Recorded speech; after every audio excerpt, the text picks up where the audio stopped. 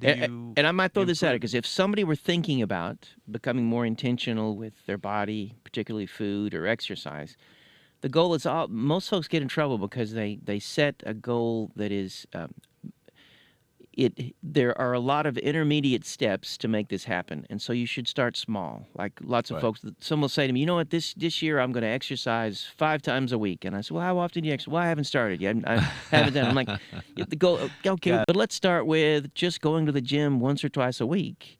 Giving yourself a way to be able to get there. And so for that's where music comes in or podcasts or YouTube videos. So like Sure. folks like that. So you think about how do we make this something that might we're not going to turn kale into ice cream, but we Right. can pair it with something that makes it a little easier to move toward it and little easier to stay in it. And then once folks have been able to do that and you develop a rhythm and a pattern, then it becomes something you don't have to think about so much. We stayed out kind of late, so it's like it's tough getting out of bed.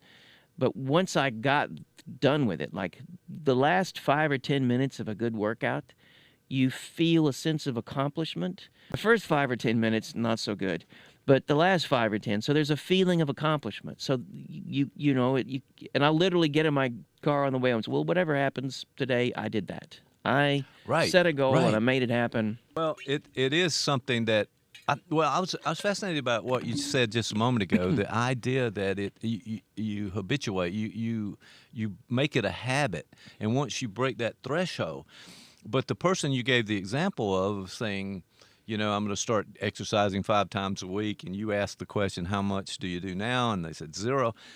It's that. I don't know. The expectation, the goals are just too far out, and people will be a little moderate when you start this goal. What often happens when folks are setting a goal, they will fantasize about being at the gym 5 times a week, looking like completely buff and all that sort of stuff. Right. And what that really serves to do is to in some ways keep you from the goal, because part of the fantasy defense is to be able to do something with the necessary amount of anxiety to initiate and sustain a goal. Right. So often the fantasies we have are actually keep us from doing the thing we might want to do. So you can certainly start with a fantasy, but that's why we sort of think about the goal is, my goal is just to show up, right? That this is not something I've done before. And so you don't necessarily create the sort of phantasmatic scenario that either is unachievable and then generates disappointment,